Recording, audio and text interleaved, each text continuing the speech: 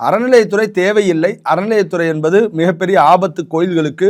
இந்த அறநிலையத்துறை அமைச்சர் என்பவர் உண்மையிலேயே ஒரு நாகரிகமற்று, ஒரு பக்தர்களுடைய இந்த ஸ்தானுமாலையினுடைய தேர் வீதி உலா வரும்பொழுது எப்படி ஒரு கேவலமான வார்த்தையை சொல்லி நீங்கள் என்ன சாப்பிட்றீங்க அப்படிங்கிற அந்த கேவலமான வார்த்தையை சொல்லி பேசினாரு. அப்ப இவருக்கெல்லாம் இவரை நம்பி இந்த கோயிலை ஒப்படைக்க முடியுமா?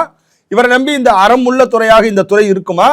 அப்ப இவர் இந்த அமைச்சர் பதவிக்கு சுத்தமா லாய்க்கில்லாத ஒரு நபர். எப்படி பொன்முடி அவர்கள் அமைச்சர் பதவியிலிருந்து இவர்கள் நீக்கினார்களோ அதுபோல இந்த சேகர் பாபுவையும் அமைச்சர் பதவியிலிருந்து நீக்கினால் மட்டுமே இந்த கோயில்கள் விடுபடும், இந்த ஆலயம் விடுபடும், அறம் இங்கு கொஞ்சமாவது இருக்குங்க.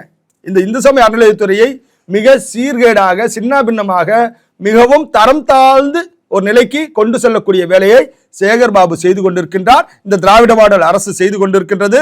இந்துக்களுக்கு எதிராக இந்த பணத்தை எடுத்து செலவு செய்து கொண்டிருக்கின்றது. இதற்கு காரணம் மு.க. ஸ்டாலின் அவர்கள், இதற்கு காரணம் சேகர் பாபு அவர்கள். இவர்கள் 2 பேரும் சேர்ந்து கொண்டு இந்துக்களுக்கு எதிராக சதி செய்து கொண்டிருக்கின்றார்கள். இந்த அறநிலையத்துறை என்பது மிக சீக்கிரத்திலே தூக்கி எறியப்பட வேண்டும். அறவோர் வாரியம் அமைக்கப்பட வேண்டும்.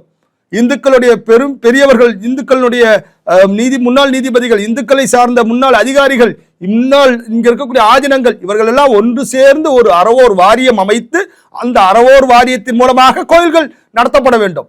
இந்த அறவோர் வாரியத்தின் மூலமாக கோயில் நிலங்கள் மீட்கப்பட வேண்டும். இந்த அறவோர் வாரியத்தின் மூலமாக இங்கு கோயில்களுடைய சொத்துக்கள், நகைகள் எல்லாம் மீட்கப்பட வேண்டும், பாதுகாக்கப்பட வேண்டும். இந்த அரசாங்கத்தினுடைய இந்து சமய அறநிலையத்தில் இருந்த போதுதான் எங்களுடைய சிலைகள் காணாமல் திருடு போயிருக்கு, நகைகள் திருடு போயிருக்கு, முருகருடைய சிலையே காணாமல் போனது. எத்தனை இடத்துல சோமஸ்கந்தனுடைய சிலைகள் எல்லாம் ஒவ்வொரு இடங்களில இருந்து மீட்கப்பட்டு வந்து கொண்டிருந்தது. பொன்மாணிக்கவேல் என்கின்ற ஒரு அதிகாரி இருந்த போது அந்த அதிகாரி சாதித்து காட்டினார். இந்த அறநிலையத்துறை ஒண்ணும் செய்யல. அப்ப இந்த அறநிலையத்துறை சார்ந்த அதிகாரிகள், அறநிலையத்துறை சார்ந்த இந்த அமைச்சர்கள், இவர்கள் எல்லாம் என்னவா இருக்கிறாங்கன்னா, இந்த சொத்துக்களை பாதுகாக்கிறன்ற பேர்ல கான்ட்ராக்டை விட்டு அந்த கான்ட்ராக்ட்ல கமிஷன் கிடைக்குமா, அந்த கான்ட்ராக்ட் மூலமாக நமக்கு என்ன வருமானம் கிடைக்குங்கிற அந்த அளவில் தான் இருக்கின்றார் சேகர் பாபு. அதுல கில்லாடி, நகையை உருக்குறதுல கில்லாடி, கட்டடம் கட்டுறதுல எப்படி கமிஷன் பார்க்கணுன்றதுல கில்லாடி, ஒரு கோயிலுடைய சொத்துக்களை கொண்டு வந்து பணத்தை பிக்சட் டெபாசிட்ல இருந்து வேற ஒரு இடத்துக்கு மாத்தி அதுல இருந்து கான்ட்ராக்டை விட்டு அதுல இருந்து எப்படி காசு எடுக்கிறதுல கில்லாடி. அந்த கில்லாடித்தனமான வேலையை செய்வதற்கு எதுக்கு இந்த வேலை அப்படின்றத இந்த டேடி கிட்ட கேட்கிறேன்.